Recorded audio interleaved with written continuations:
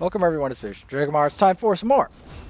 Right, Shadow Legends. I'm gonna see if I can just run this on auto. And last time we were doing some crazy stuff with the crazy griffin. And if my prediction is correct, which I don't 100% know, gotta go find my. Nah, we'll just keep going.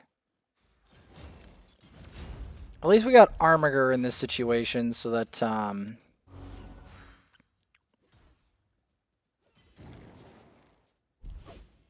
don't know why you would go for that.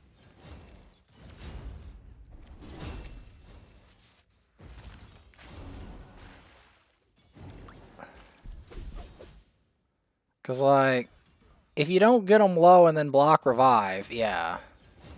He's just going to keep doing it. He's just going to keep doing the thing. Yeah, I use Rosin as a an additional damage dealer.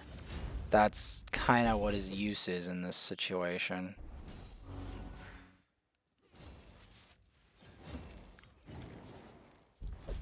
I guess the Armiger does still keep most of the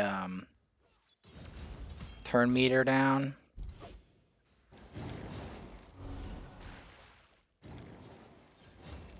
He's not going to one-shot an Armiger necessarily because he's the right affinity. Yep. And therein lies the value of the block revive. Now this is a lot spookier. Now we can use this comp, but there is other ways of doing it.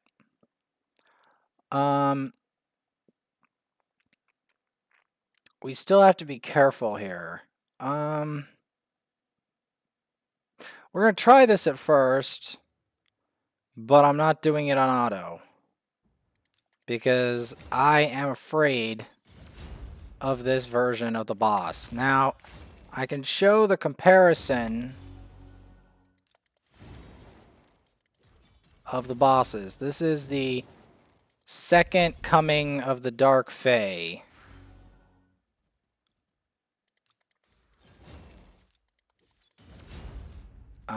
Dark Fae is...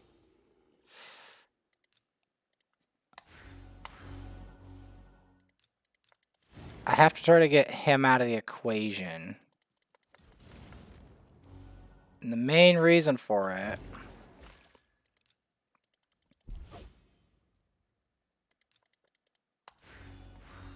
is I don't want... See, I know that the Coronar is not going to be highly dangerous compared to the Nethril. So that's why I did it like that. So we get the majority. Go for that. And then go for that.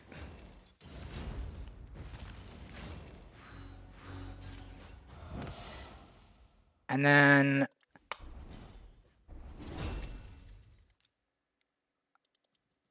This is a lot more difficult, by the way. I just want to point that out.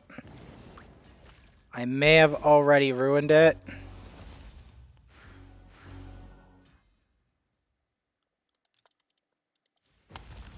Because, again, what happens is, in this fight, your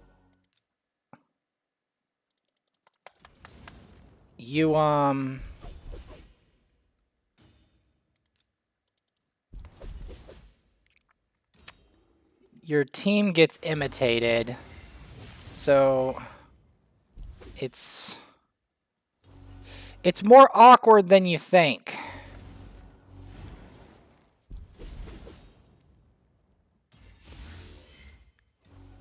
Yeah. Yeah, this is more of an awkward fight than you might previously assume. I already screwed that up. Yeah, this is an awkward fight because you You have to try to end your team before, like, it's an arena battle, and basically what ends up happening is you're doing a increasingly difficult arena battle as time goes on. That's what's happening. And it's an arena battle that's particularly awkward because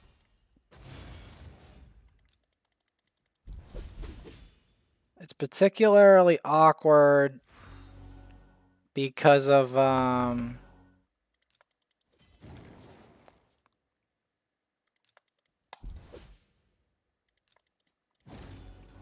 the way it's carried out. And the main key here is not to use up either one of his cooldowns.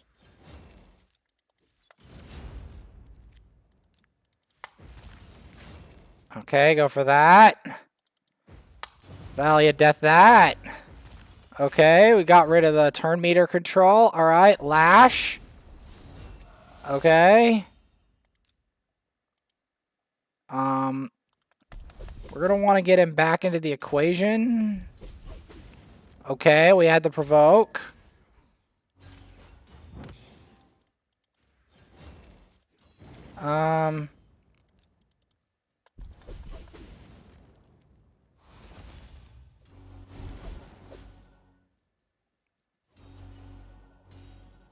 Okay, he's out of the equation permanently. Shear him. And then, relatively speaking, he's not very harmful. So we can just go straight after him.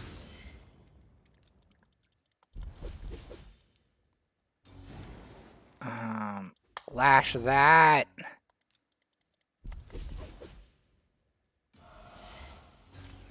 Oh no.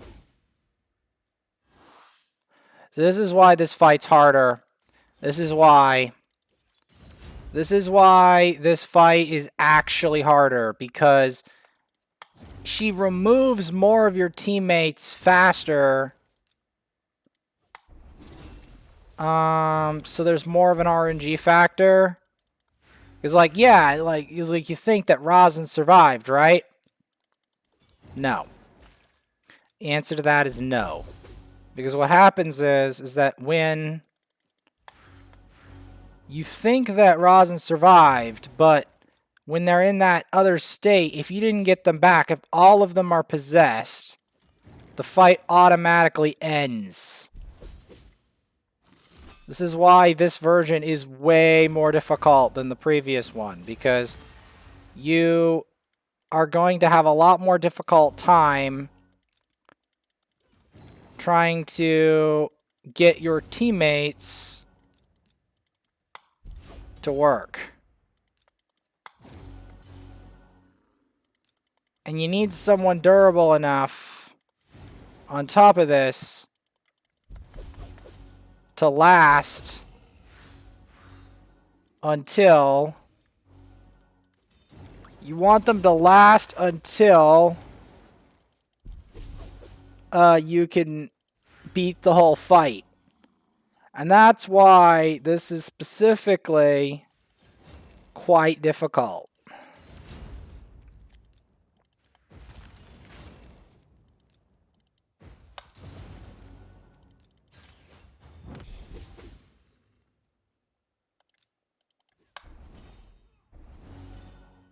See, if you can get the boost right, get that out of the equation. Slow her. Press. It's a mind game. This is the difficulty of this battle, is mainly in the fact that it's a mind game. And that ultimately is what makes this difficult. Now, if I get some masteries on my Rosin, which unfortunately he still doesn't have, we can make this battle even easier because Rosin actually does a lot of what you want in this fight. A high durability damage dealer that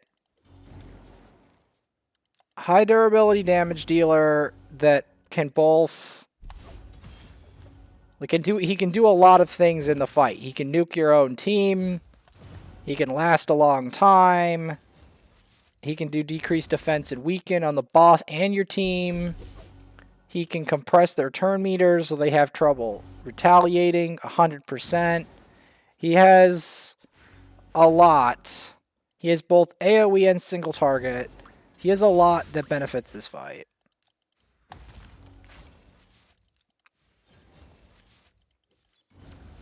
So that ultimately is how you beat it. But it's a bit of a puzzle, you see. Those who don't like puzzles, look away, because that is a puzzle and a half. So yeah, and generally speaking, you do not want Syl in the equation because Syl will make it way more difficult for you to nuke down your team. Because in that boss fight, it's not just a matter of can you nuke. Okay, if you put Syl in the equation, you're going to want to block revive with the Syl. And you're going to want to time it so that you can block revive your own team instead of block revive the other part.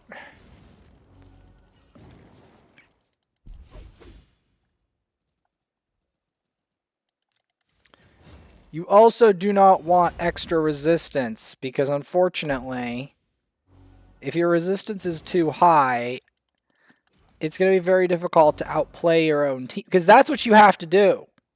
That is what you have to do. Each time the Dark Fae gets more and more worse because you have to outplay your own team.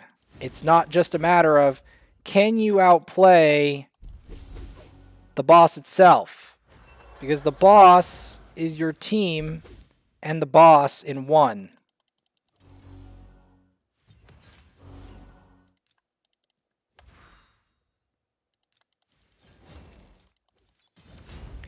And that ultimately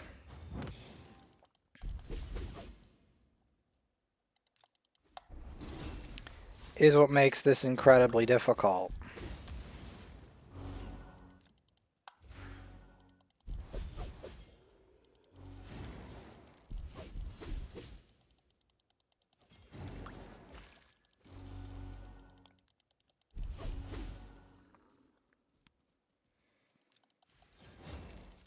That's why when we reach the top of this tower, it's probably going to be the toughest final battle. Why? Because I have to then fight my team in its final form that's needed to reach that boss and win. And then I have to survive the boss. So as you can see, that's going to be rough.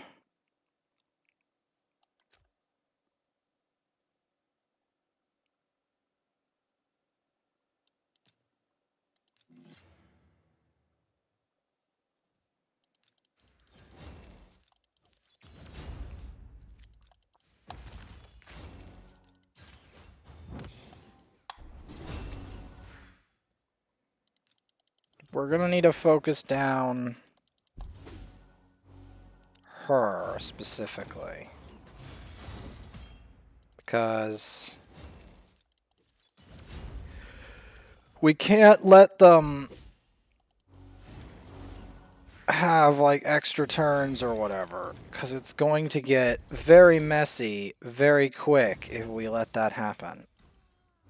But yeah, I am thinking that I may need to 6-star Phoenix in order to beat the actual final boss, because I might need a revive and then a way to block their revive to be able to do the last battle. That may end up coming to pass.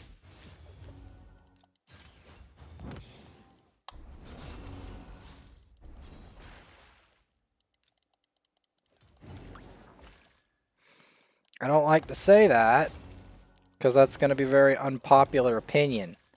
But that's probably what's going to end up happening.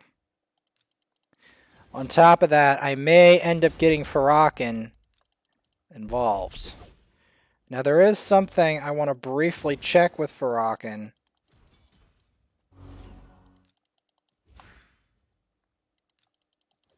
Because Farrakhan and Phoenix may play a very important role.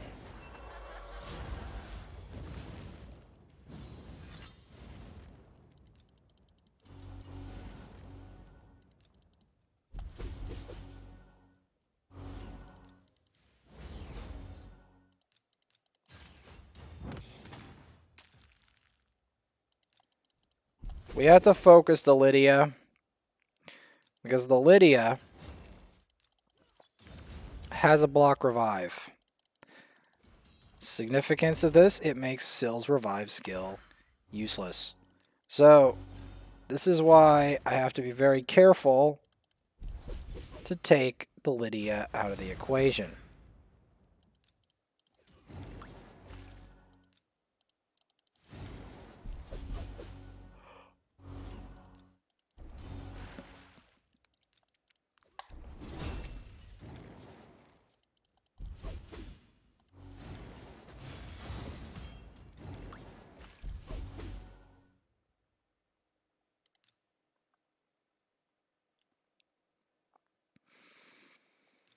Okay, well, we're going to have to go into a different strategy. We're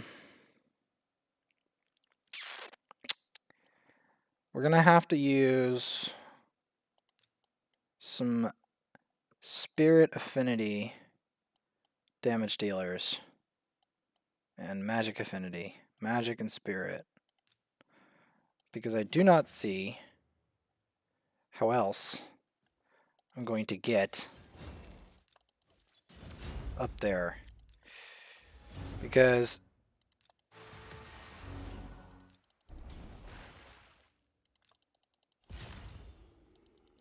otherwise,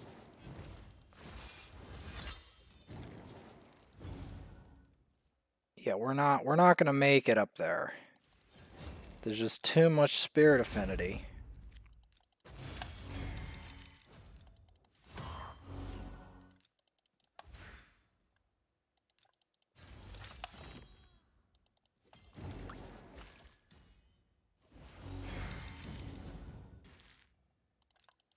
Otherwise.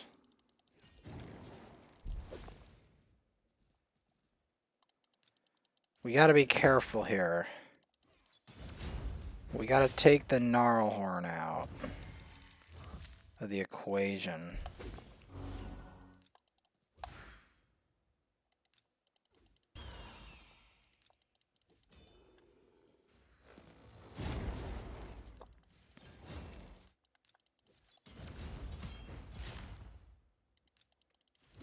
And then try to take the other guy out.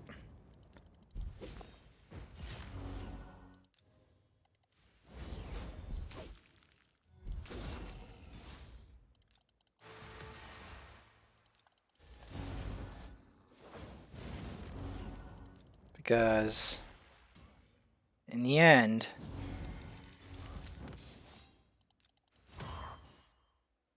we have to make sure that all the lizard men die at the same time.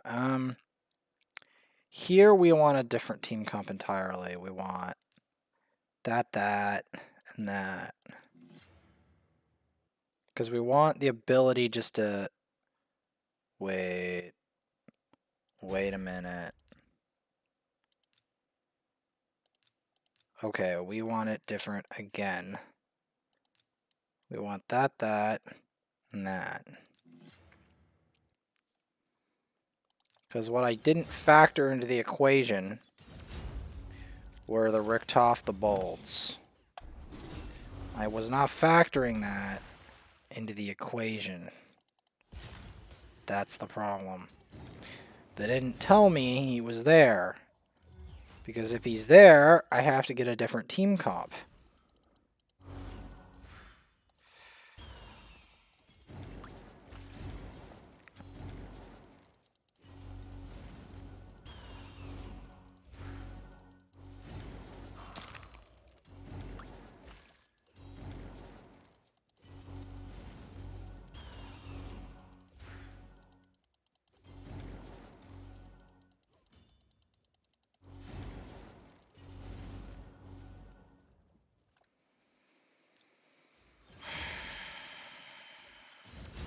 Okay, the main thing we want to do here is we have to get the Warlord out of the equation, if possible. Because what ends up happening is, if we don't get the Warlord out of the equation, we are in for a world of pain. Thankfully, the Warlord is a slow Warlord. So, that makes it easier to do something about. Now, these ally attack champs are already a big problem. But they in themselves are not as big of a problem as that Warlord was. Because the Warlord would have put all our skills on cooldown and done some other very unsavory things. Things you don't want anyone to be able to pull off. So that is ultimately why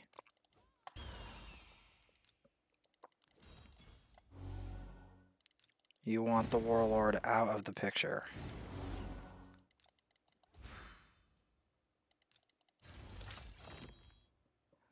Like so.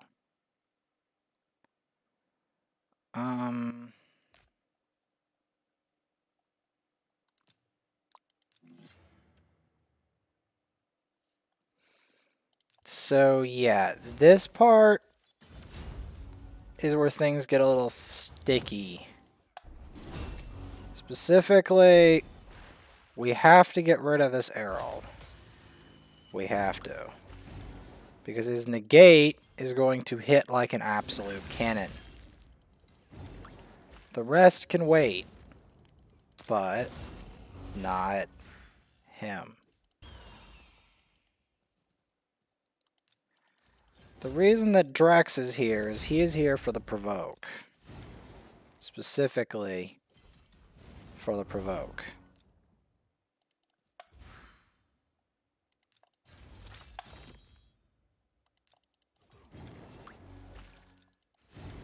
Trying to get him out of the equation.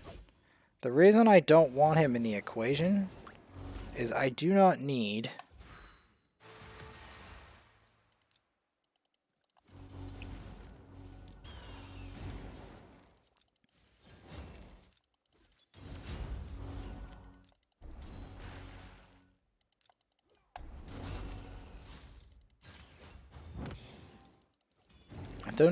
him messing everything up.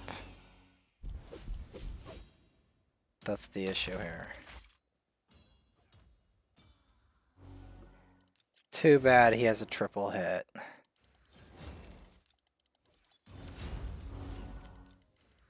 That makes this more difficult. Although, we can be thankful that his hit does not block revive. Because then we have to do a whole nother set of things versus that.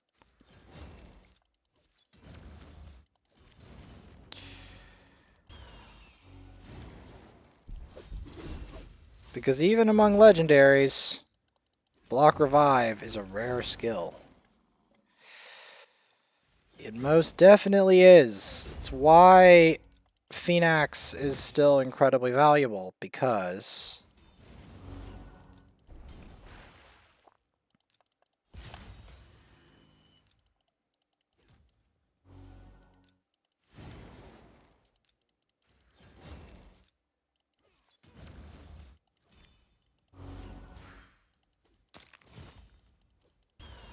there you go. As I'm trying to climb as high as I can in this tower.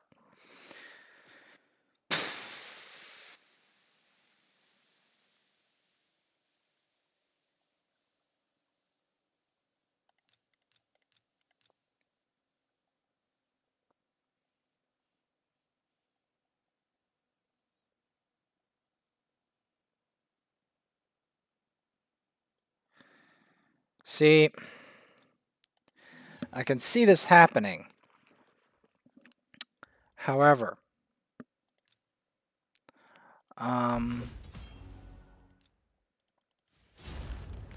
the issue is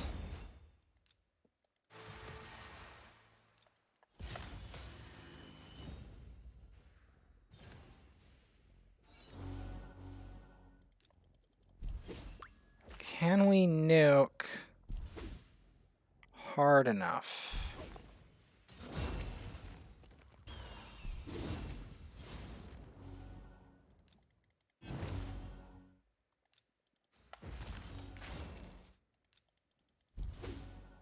Okay, I think I screwed this up already. Alright, so we're going to want to go for the revivers first, right?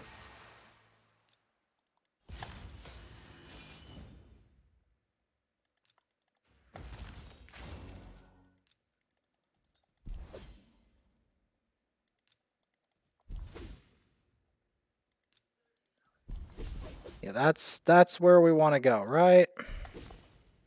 The revivers. Because then we want to take out... Well, you know what? I'll continue this tomorrow after the secret room. The secret room is going to be a big deal anyway. The reason that I even need all of this squad that I have is because this secret room is dangerous, to put it bluntly.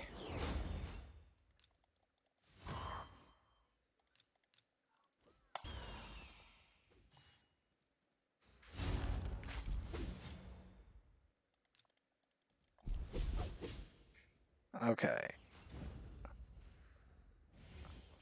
The thing is, the reason why, ultimately,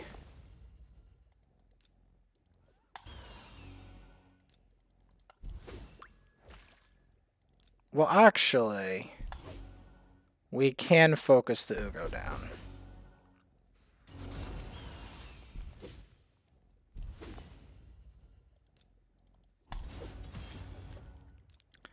We actually can focus the Ugo down because we are unlikely to kill these quickly.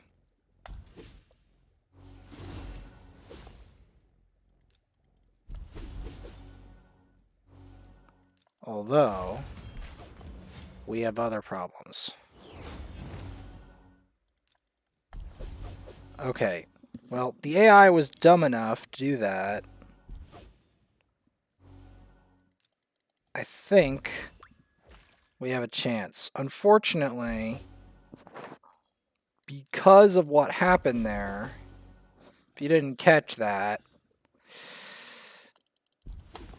we are going to have problems taking out Iron Brago specifically now. Because Iron Brago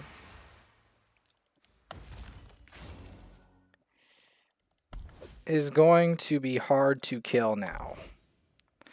Because unfortunately, Rosin is not very good versus Iron Brago specifically.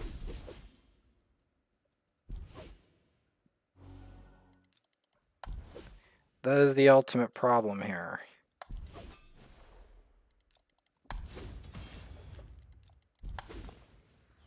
So then I have to rely on the damage of Drakul, basically, and a little bit of Rosin to finish him. Which sounds easy, but the reality of the matter is, it's not.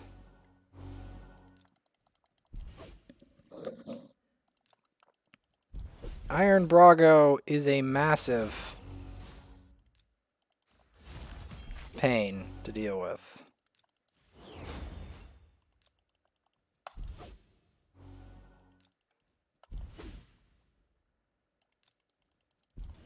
This is clearable, however, With my current setup, this is technically clearable. It's just very painful.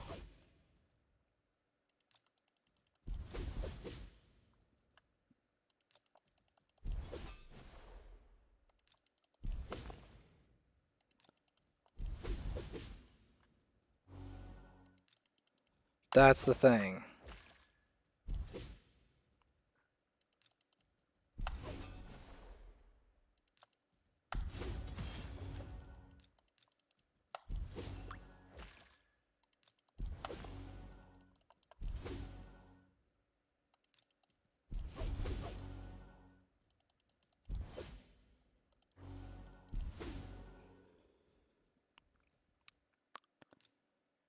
Well, this in specific is going to be very annoying.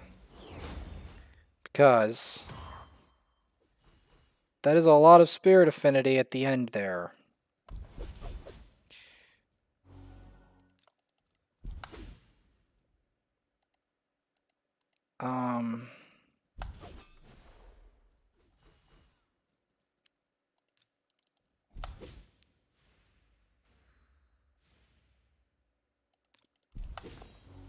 The only saving grace here is we can get Ugo and Jareg to just decrease their attack repeatedly. And that could make it so at least they don't hurt as much as we slowly chip away at their HP. You know? 'Cause that ultimately is the issue.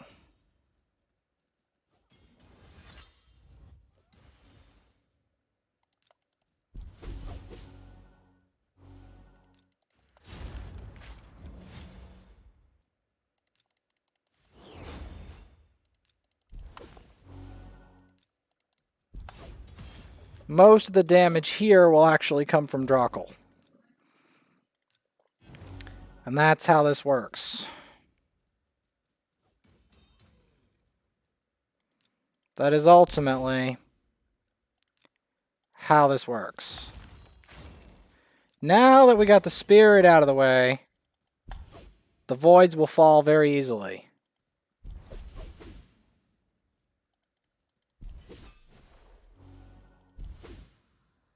And that's how we do it.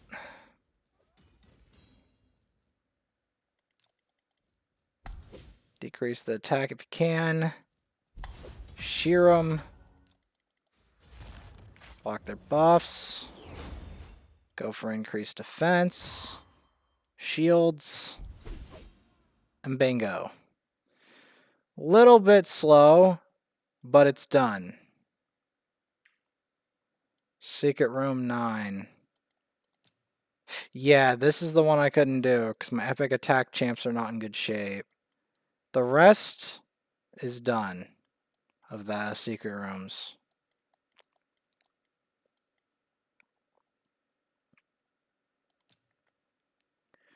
So yeah, this is actually...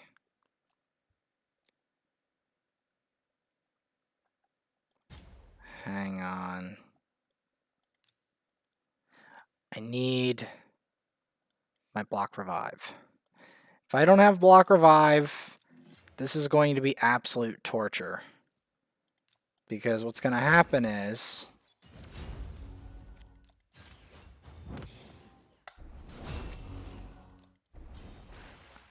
What's going to happen is...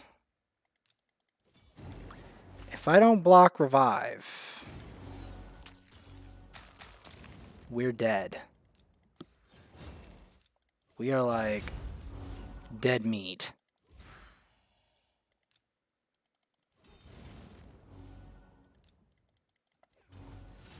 There we go.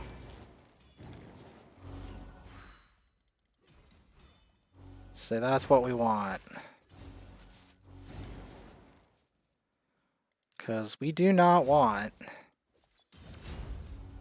Miss Sifi here to do anything. Because If he gets stuff off, we're in for a world of pain.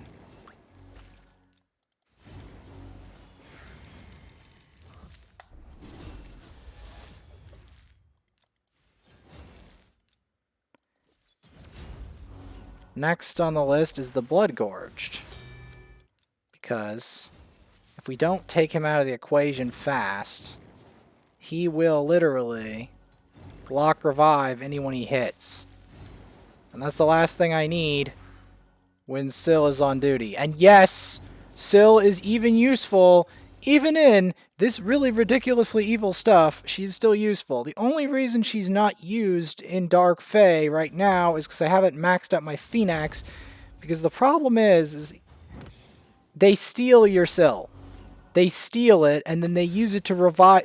They can use the Syl to revive your own teammates. That's why. If they couldn't do that, she would be useful there. But it's because of that grim fact.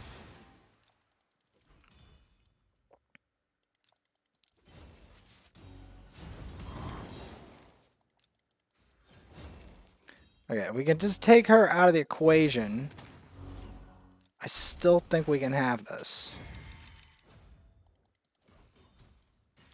It might be a bit rough, but I think we still have this. Mainly because Sifi is dead. As long as Sifi's dead,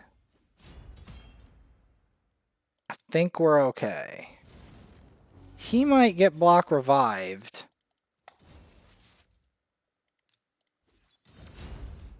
But maybe not. Because I'm in a weird situation right now. In terms of... Bingo. Next floor. Ooh. Okay. We're going to try it anyway.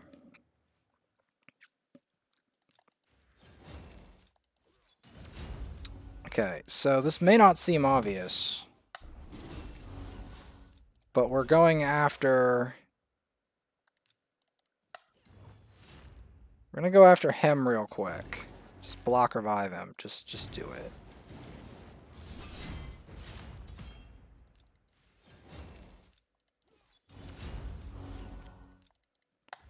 And then go after her specifically. Because I don't need Riho to get anything off. And the reason I block revived this guy is in case Riho has a revive. Because I do not need... If Riho has a revive, I do not need Riho to be reviving people. Because a lot of the champs that look like that, they have a revive. So that's why I'm like, you know, I'm just going to block revive you just as a cautionary measure in case you, for some reason, have a revive. Because I don't know, because I don't own that champ. I don't own that champ, and I don't see that champ much, so... And she's rare. It's not like, oh yeah, you know, she's a permanent fusion, I can get her all the time, we're juicy. No, we're not juicy, because I don't know what,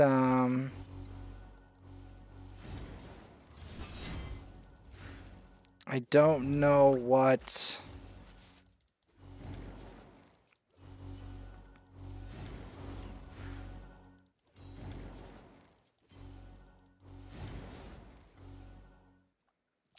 I don't know what I'm gonna do with that. Okay, I was not paranoid to bring block revive. Because guess who's here? Syl. Only way to counter Syl, block revives. Because Syl is actually an overpowered revive. Why do I know this? Because I have the champion, and I can tell you that she is overpowered on the revives. And that's why I have to resort to the only thing that counters overpowered revivers. Block revive. Because they'll try to revive, and then they'll fail at it.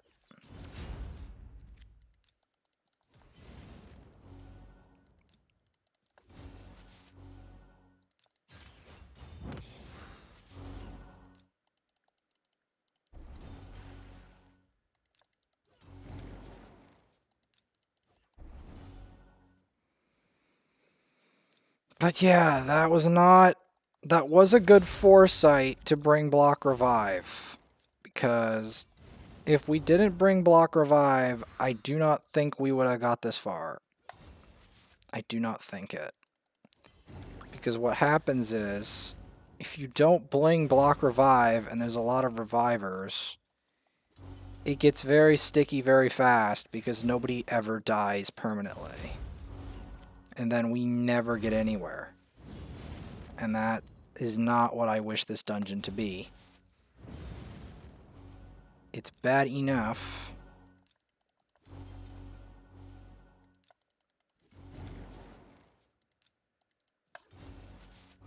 There's a reason I'm doing it like this.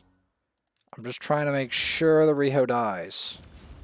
Because the problem is, if the Riho doesn't die, we are in deep trouble.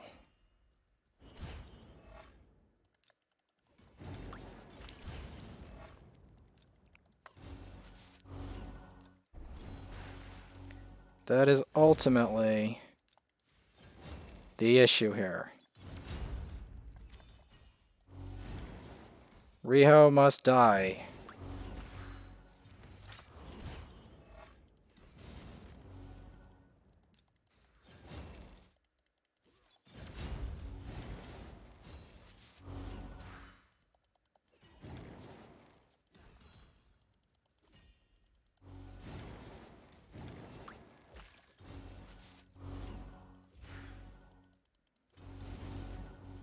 And there you have it.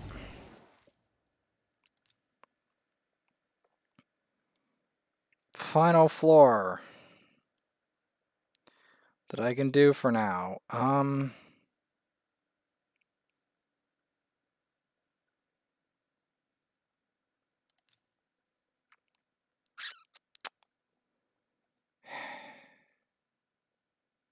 Probably gonna need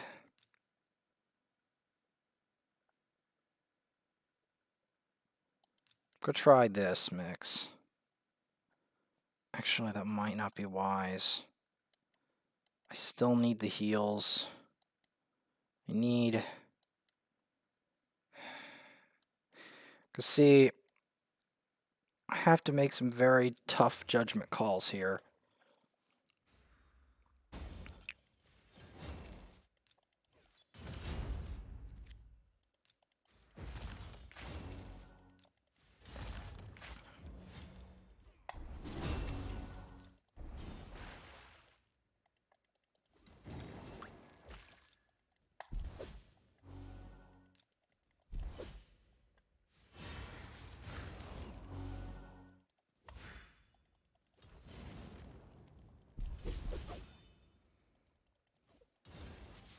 Extremely tough judgment calls.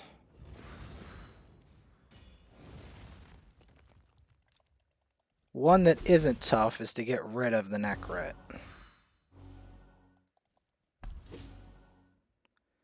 So if you don't get rid of the Necrit,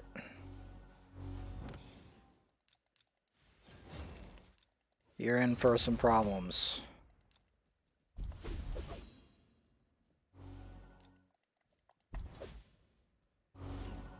Next, we have to take Cythalia and beat her to a pulp. That's the next mission. Because we ain't winning anything until Cythalia is out of the picture.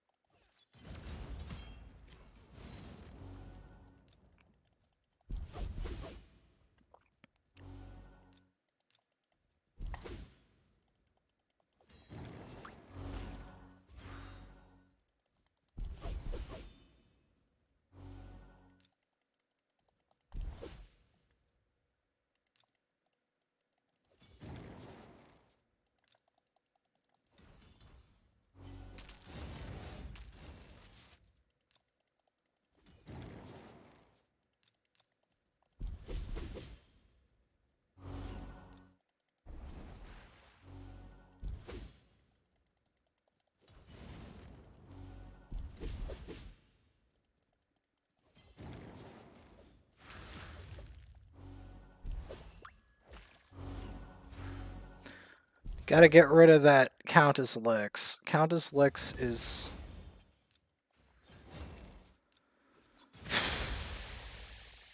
We have to stop this.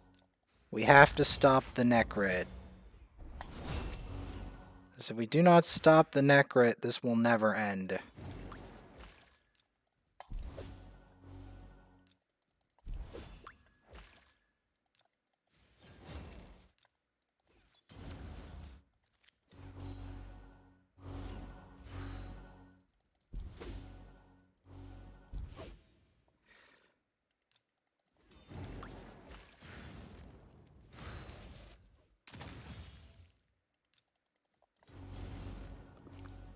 That's the key. That's the key to shutting this down. Shut down the Necrit. Shut down the Necrit.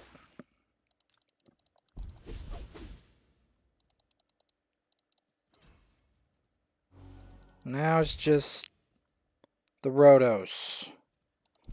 Somehow instantly got ally protected. And put block debuffs for 2 turns. 2 turns.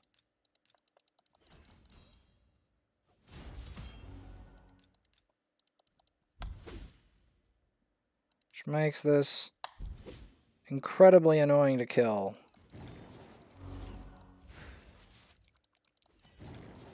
Like, and he did it so quick too. It's not just like, oh yeah, I could have stopped him. He like did it automatically. It's gross. Like the ally protect just like went with Pash. See, like he did it again. Oh no, but this time it means more because he did it to a... He did it to a stinking... He did it to a stinking... Foley. Who blocks revive. Okay, at least I got Necrit out of the picture quicker that time. We're going to want to get Creela out as fast as possible now. Because what's going to happen is Creela's going to buff him. And then after Creela buffs him, we're all dead. Because he's already got Strengthen. He's got block debuffs and a shield. And he had Ally Protect until I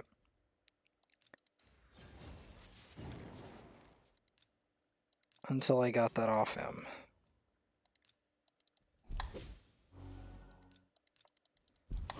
And I can't even block his buffs. Because he's got that block debuffs on him. It's not just a Strengthen. If it was just a Strengthen, that would have been great. That would have been wonderful. But no. No, it has to be a champ with an overloaded kit that I may never pull in a very long time from now. Because his drop rate is absolutely obscenely low. And only those who pay an obscene amount of money to this game can even have a decent shot at getting him. And there you have it. And next time, we are going to be fighting what is probably the most nightmarish boss before level 100. Bommel 3.